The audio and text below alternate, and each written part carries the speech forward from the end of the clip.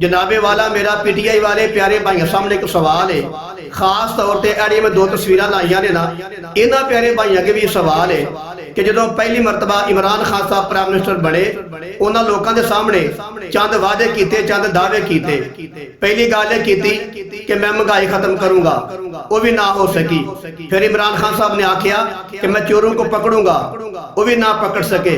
फिर कहने लगे कि इनको सूली चढ़ाऊंगा, वो भी ना चढ़ा सके। फिर कहने लगे कि मैं 1 करोड़ नौकरी दूंगा, वो भी ना दे सके।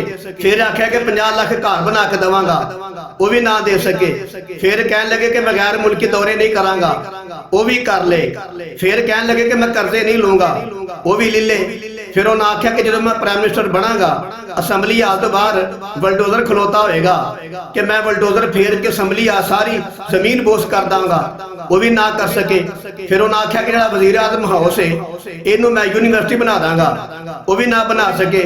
फिर कहने लगे कि जो गवर्नर हाउस है, इनू मैं लाइब्रेरी बना दांगा, वो भी ना बना सके।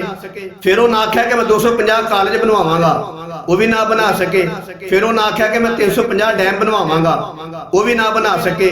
जिन्हें भी इमरान खान साहब ने वादे किए सन, उन्होंने विचों एक भी पूरा ना कर सके।